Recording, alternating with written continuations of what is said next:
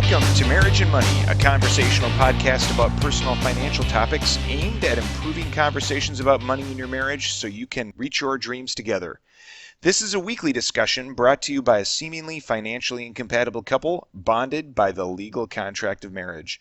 My name is David, your favorite saver, and I'm joined today by the woman who will be cleaning out my closet at the end of my time here, Heather. That's really sad thought. Oh, Way I to start know. on a high note. I know. Yeah. Um, anyway, we'd love to hear from all of you. Please send us questions or comments. You can email us at marriageandmoneypodcast@gmail.com or message us on Instagram at marriage.and.money. Well, we have a little bit of a different show for you today. Um, Today, we are going to be talking about preparing for the inevitable, the end of our time here on Earth. I know a little bit of a downer, but we're doing this because it's been a different time for us here. So, about coming up on 2 weeks ago, my dad passed away, and uh, so a bit of a family emergency. And as such, we had to travel last minute from Singapore to the US and start dealing with everything that there is to deal with there. So it was a matter of, pulling, getting finances all set up for as a result of this. He's got a business that we're dealing with. He's got a house and a wife, and there's a whole host of things going on that have just been consuming us lately. Yeah, and I think what's been really hard is at times like this, it's a very sad time and you're grieving, and this was very shocking. This was unexpected. It was sudden. We had an amazing video chat with him the day before, totally completely surprised by this news, and so very sad. I mean, even if it's not a shock, it's still a very sad time in life when you're grieving someone close to you that you loved. And then you get thrown into this very stressful time. It's like, okay, while you're at your lowest point and you're sad and you're grieving, now we get to do all of this super stressful things that you've never done before. You don't know how to do it. It's super stressed. There's just so much stuff to do. It's just double the bad stuff going on. And It's a lot of bad stuff, and it all is, there's all a financial impact. And like you said, this isn't something generally that you expect to happen. So you mentioned we had a call the day before with him. And yeah, I mean, we thought we had plenty of time left to figure things out. He thought he had plenty of time left to figure things out. Um, and so in your situation, you might think, oh, I've got plenty of years, maybe decades to get my stuff in order. But the reality is that you may not. You might, but you also may not. And so we thought we thought it would be critical and certainly timely from our standpoint to have a discussion today about why it's so critical to have these discussions now with your spouse, and how you can prepare your spouse so that your spouse isn't left wondering, now what do I do, or your kids aren't left wondering, now what do we do, and that your family's prepared for the inevitable. yeah, I mean, this isn't a very happy topic, so apologies for that. If you're tuning in, we normally try to have it be a little lighter and more fun, but it is really important, and it is something that I don't know how well people have it organized. I mean, I think your dad was in a pretty good place. We're in a pretty good place, but there's always a few things that aren't done perfectly that create more um, chaos or confusion. So even though it's not a fun topic, it's a lot of work. It is really important, and yeah, you always think you're going to have more time, and you don't. So this is a really critical conversation for you as a couple to sit down and talk through. Right. Yeah. So one of the things that you mentioned, he had some things that were really good and really set up well. One of the things that he did that I thought was incredibly valuable was he had a collection of some of those key documents that were really helpful, at least as we were first walking into this situation to figure out what was there. He had birth certificates, his marriage certificates, titles to the car, the house. His will was there, bank account information, bank numbers, and bank names. His brokerage account info was there. His social security number and his wife's social security number were available. Um, all of that in one collection, which was so helpful as just a starting point, right? I mean that granted that's just the tip of the iceberg on things you need, but it's what you need immediately. Yeah, and thankfully, like we had been back 2 months prior, and he had showed you that and told you, here's all my information, here's where it's at, Yeah, walked you he through had it. just pulled it all together. Yeah, So so thankfully, A, you knew that he had it and where it was, so and he had done it. So that was a yeah, huge, I don't know what I huge would have done help. if that wasn't Yeah. there. It would have been it was already a nightmare, but it would have been even worse. And then in addition to that, he had a headstone already purchased and engraved, and had a burial plot already figured out, and so didn't have to worry about that. So those were the things that I think went really well, and certainly I would recommend that be done for everybody. Right, right. It's a great starting point. It takes a lot of stress off. There's still plenty of stress. I mean, he didn't. Not everything was in place. So we he had his own. Had a sole proprietorship. He had a small business that he was running, and there was no plan there on how to roll down that business or how to scale down that business. Yeah, and not only was there no plan, there was really no organization of what even was the business. There was no, here's the client list, here's the companies that I work with, here's any basic information. We've just kind of had to go pour through documents and kind of try to figure this out. And Right.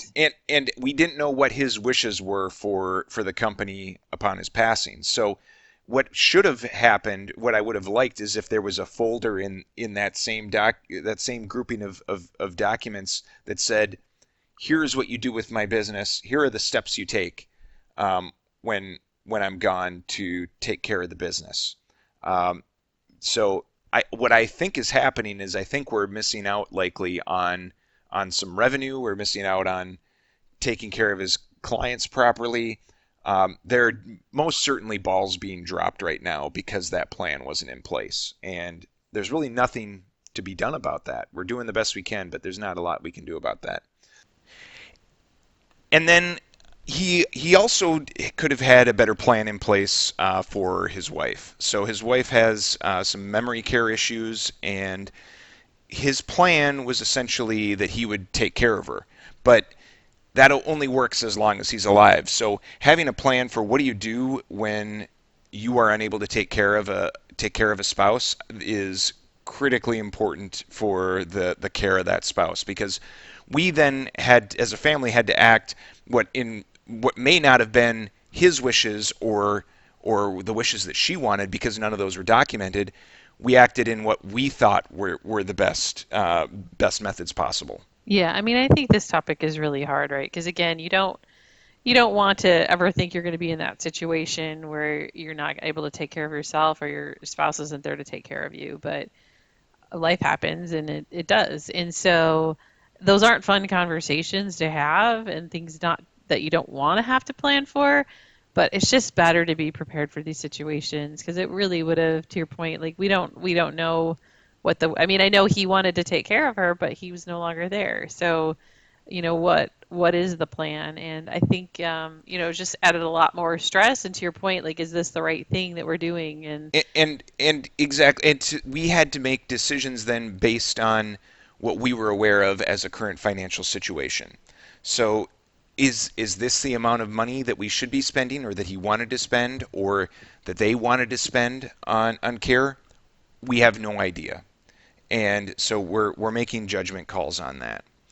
Um, and so I mean, this is specific to their situation, but I mean, there weren't all the kids are grown up, but this is for those of you that are yes. younger and have kids, like definitely having a plan for other dependents. But yeah, Yeah, you want a clear plan for kids, what happens with them, all of that.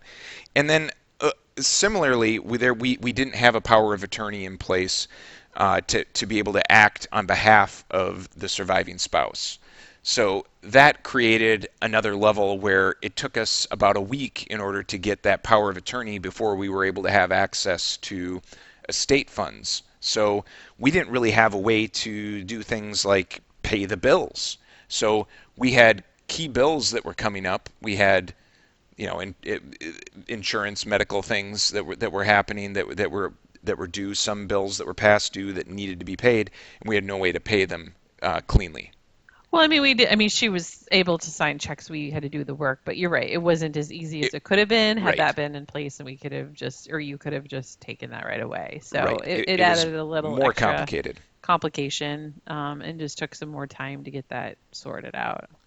And then another thing, which I know I'm going to be dealing with for quite a while now, is the house. So, Dad had quite a bit of stuff in his house. If you walked through the place, there were portions where there were papers and things strewn out around the floor. Some rooms you couldn't open the door to get into because there was so much stuff in it.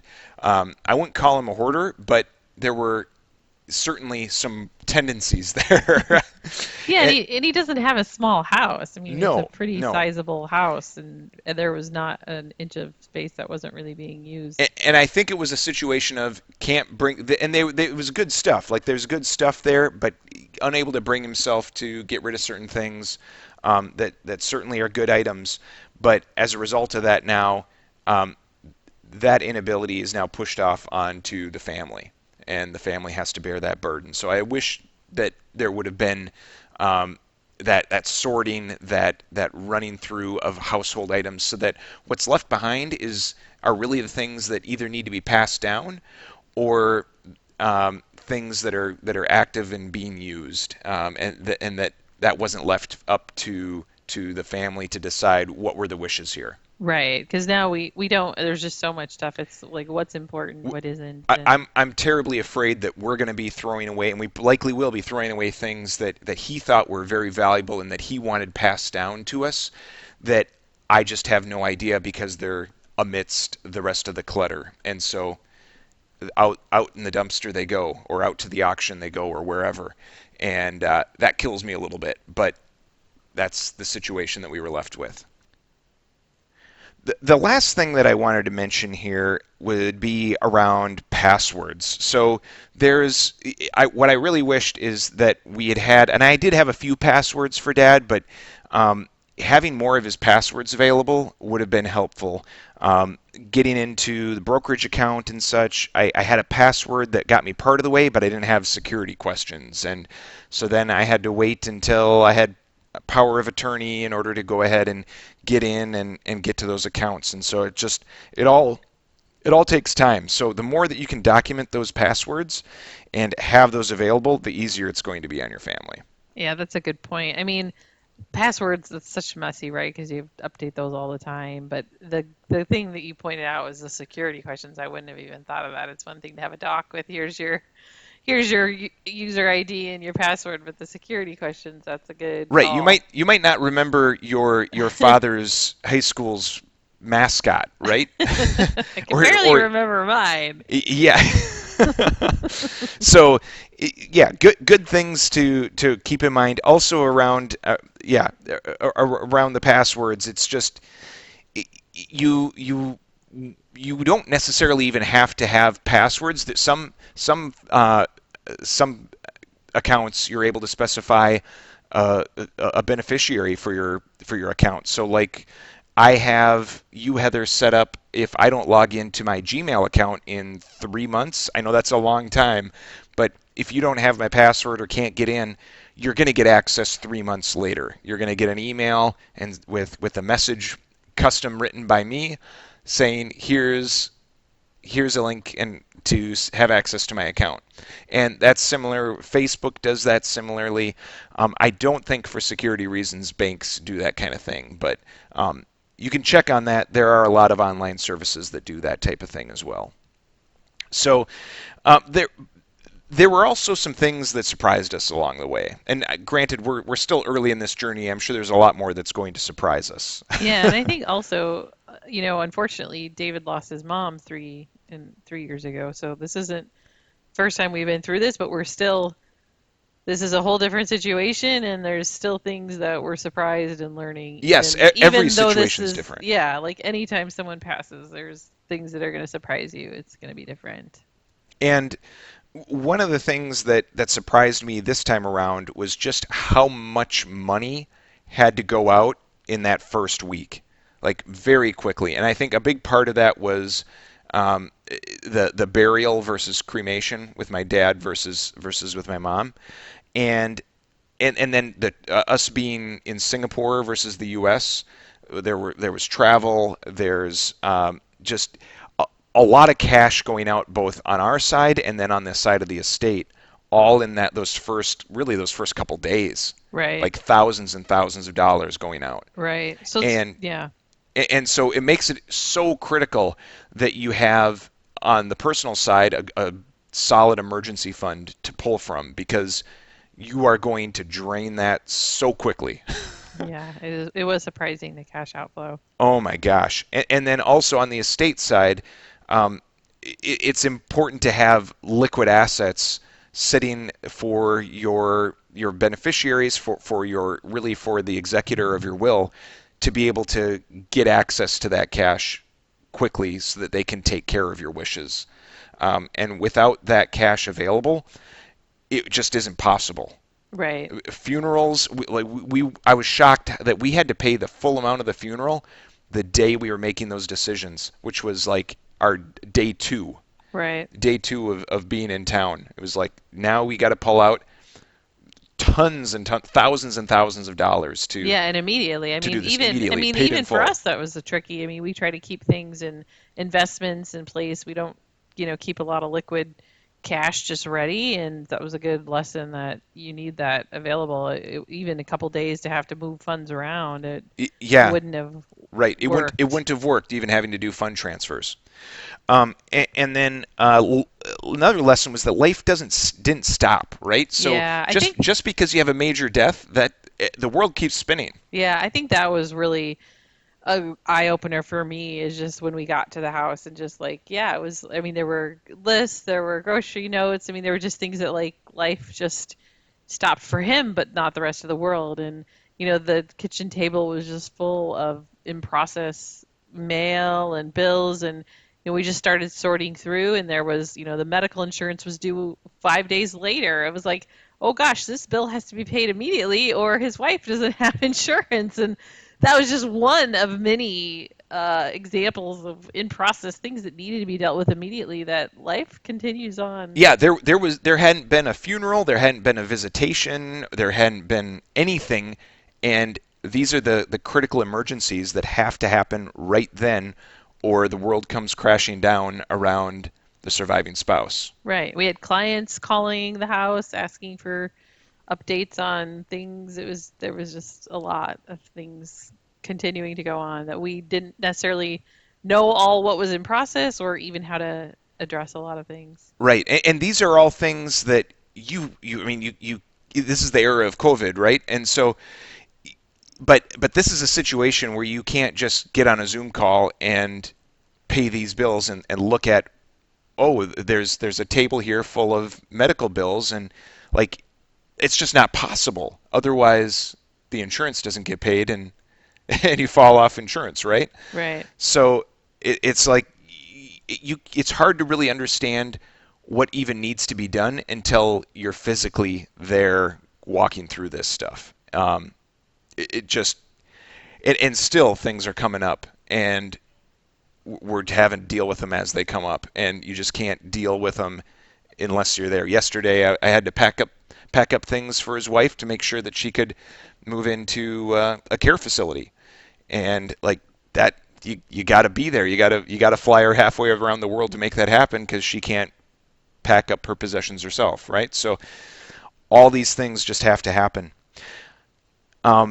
So what are some recommendations, Heather, that you would have based on this experience that people could start on today in order to get their finances in order and in order to get their family prepared for when this emergency happens. And this is an emergency that happens to everyone, whether you want to admit it or not. If you're listening to this, if it hasn't happened to you yet, it's going to happen to you. Yeah. I mean, I think we've listed a lot of the things on the good things and things we wish we had, but first and foremost, I think, is to get a will done. Um, we went through an attorney through our work. We had a benefit that we could sign up for, a legal benefit, and pay it for the year, and that covered a meeting with an attorney to set up a will and a health directive and power of attorney and all of that for us. If you don't have that, I mean, I think you can Google, get references for local attorneys that can help, or I think you can even do them online. I think you can download templates, but it's really important that you and your spouse sit down, talk about what your wishes are, get your, financials and all of that set up so that it's very clear, where things are going and that you have it documented and you have it ready for whoever is going to be managing your estate. Right. Yep. Having those documents in place, the will, the all those documents in your fireproof safe is going to be Yeah. really important. And I think that's key. Like your dad had it all together, but it was just in a bag. I think it's really important that spend the $40 at Walmart to get a fireproof safe or get something so you have it and you can share with whoever this is where it's at, this is how you access it so that there's no question on where it is or how to get to it. Yeah, and then as part of those documents, make sure you have your plans in place. Make sure you have a plan for your dependents, your kids. If your spouse ends up being a dependent, make sure that you have a plan for what needs to happen with your spouse to make sure that they're taken care of appropriately. If you have a business, make sure that there's a succession plan in place, that you've talked to somebody about what needs to happen with that business. Just because you're not there, um, your family is still going to depend on that business for any income that they might be able to get off of it, even if it's just selling it off. They need to know, how do you sell off that business so that they can have income to live off of. That's critically important. Um, And like we mentioned also on the house, so if you can make sure you declutter your house, mm-hmm. try to organize Yes. it, make sure you are clear on what's valuable, maybe have those conversations. And also, document it. If there's certain things that you want someone to have, and it's important to you, make sure that that's laid out in your will and that those wishes are met. Right. Yeah. Because you might have a conversation with someone. You might say, "Oh, I really want you to have my collection of 10-carat diamonds," right?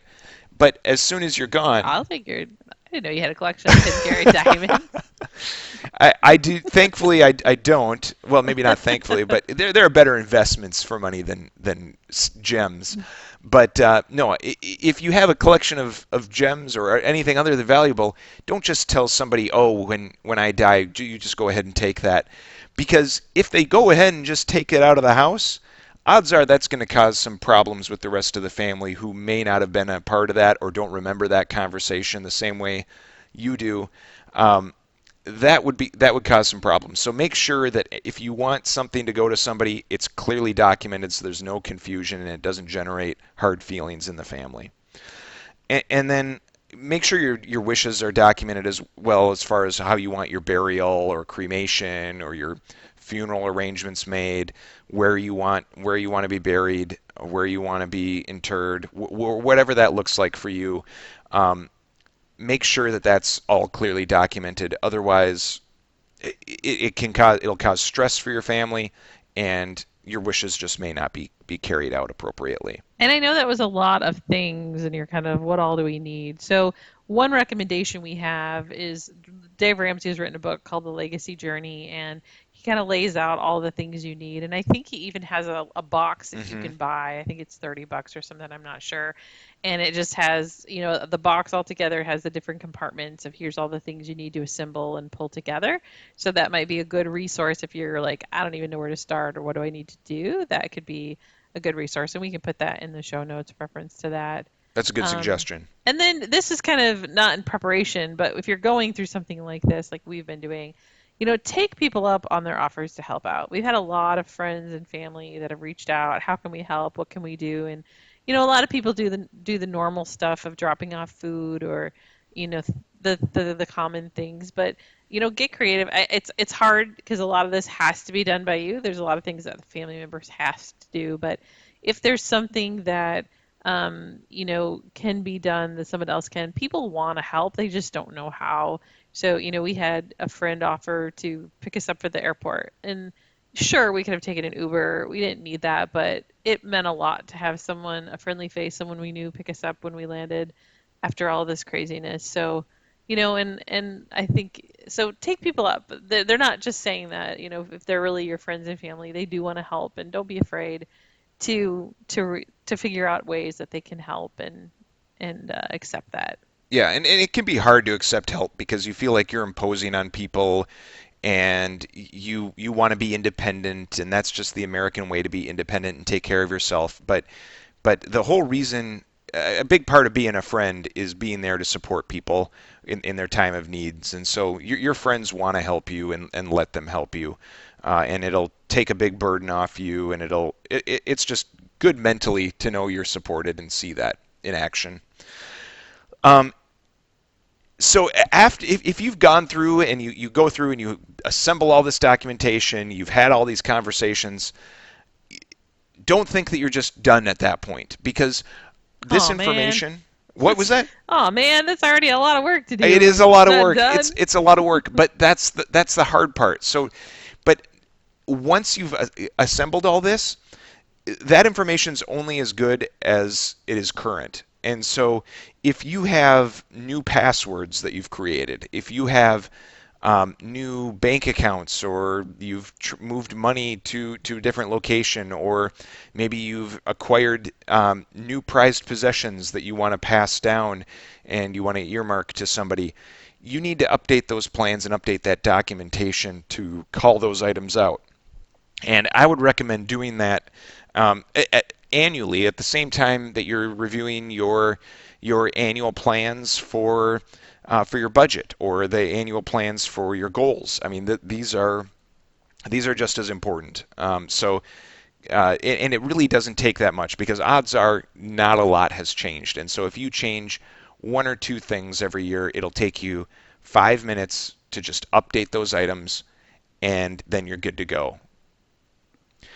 Um, so I also, just before we wrap this topic up, I think I know we're talking about this now because it's fresh. We were only 2 weeks in, but we have a long way to go on this, and I think we have a lot more that we have to learn. We need to prep a house to sell. We got to clear out that house. We've got to. There's probably some home improvements that need to be done before we sell. There's making sure that my dad's wife is taken care of, and that she's settled and comfortable in her new home. This is going to be messy, and it's still messy, and it's going to be messy for a while.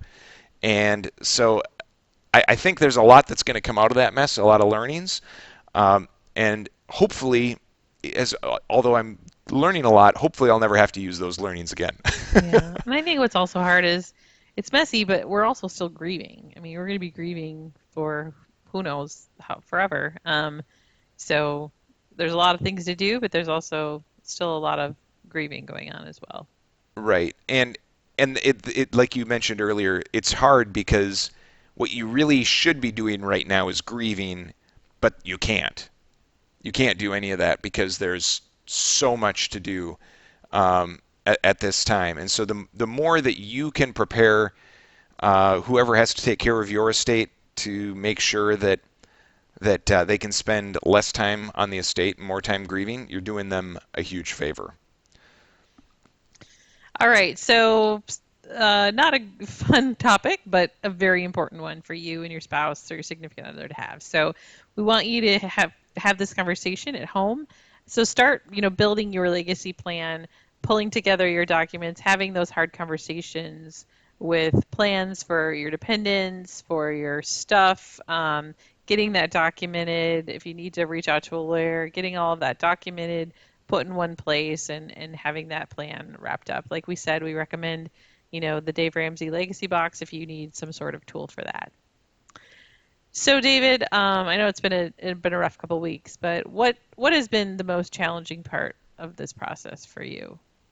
Well, for me, I think the hardest part has really been not knowing how any of this is supposed to work. I feel like I was underprepared for the responsibilities and actions ahead of me. So I felt like I was going in a little bit blind as far as what I needed to do, and then as I'm going through it, just afraid of making mistakes that could potentially destroy, everything that my dad's built up over his lifetime, right? So he spent a whole lifetime creating his world, and now I'm coming in, and in the course of a couple days, to a couple weeks, I'm trying to make sense of it, sort it, dismantle what needs to be dismantled, and do it in an appropriate way. And there's a lot of opportunity in there to screw things up in a major way. And so I think that is has been my kind of the biggest challenge is trying to do that in a way that's not destroying unintentionally what he's created and what he built. Mhm. Yeah. Yeah. What do you think's been most challenging or for you through this? For me, I think it's kind of what I've stated is just balancing like all I've wanted to do, like as soon as we got on the plane and back to Minnesota, I just wanted to be with your dad's wife and just hug her and just be in the moment and grieve. And we were able to do that, but then it was just like jump right into action. And that's what's been hard for me is balancing I just want to be in this moment and grieve and be talking and sharing memories and yet there's been so much we've just had to jump into action. And I mean, I have a tendency to do well in that, like be able to get things done and get focused, but I don't want to miss, like I want to be able to lament and be in that grieving time, and I don't want to look back and just be like I missed that part. So I think that's been challenging, but stuff has to get done, right? And so it's been a challenge of balancing, being with each other and sharing memories and doing that, but also balancing getting the things that need to be done squared away and supporting. Um, Yeah, that's something I've struggled with as well. You're completely right. Like it's something it'd be great to be able to take time and do it do what we need to do, just to work through it. But we can't. We have to keep everything moving. We got to keep the bills paid. We got to keep everything organized. So that's hard. Oh, all right. Well, a difficult conversation, but I think that wraps it up for today. We would love to hear how your conversations about money have gone or to take your questions on a future episode. You can email us at marriageandmoneypodcast@gmail.com or message us on Instagram at marriage.and.money. Also, please rate and review us on iTunes as that helps us reach more people. Thank you once again for joining us this week, and remember that whether you are a spender or a saver, your best financial life lies somewhere in the middle.